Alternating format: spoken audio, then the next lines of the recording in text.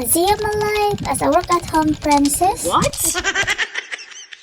Hi everyone! So for today's video, ako lang i-share sa inyo tungod kay daghan na kayo nag-istorya or nag-appreciate na hayahay na akong trabaho tungod kay work at home. For your information, dili gyud siya hayahay. Naala siya disadvantage sa mga nagbiyahe. Dili na ka mag-expand or mag-prepare og 2 hours before ay muhang duty kay magbiyahe pa.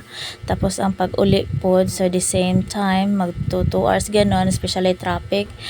So kini sa man ingon di ang ayahay ko be. So alas 6 sa buntag ako ang out. So pag out na ko ana maglungag na ko maghikay para pamahaw.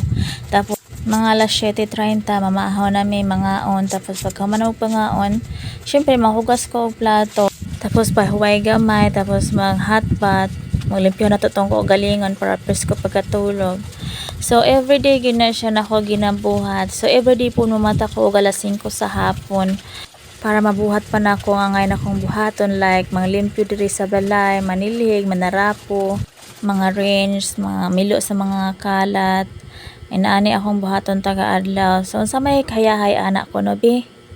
Nalang siya mga disadvantage na mabuhat nimo imuhang mga trabaho nga ngay buhaton, pero dili siya hayahay kapoy.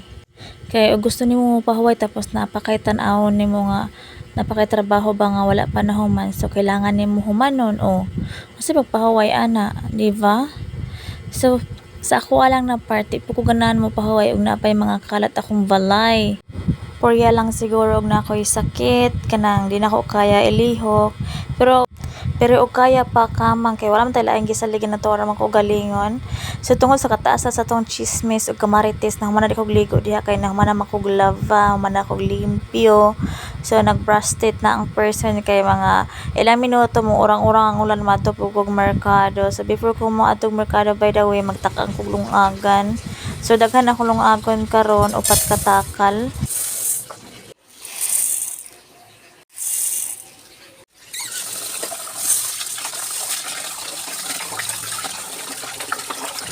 So ito na siyang kilisan. So usually magkilis ko bugas dali ko maglungag.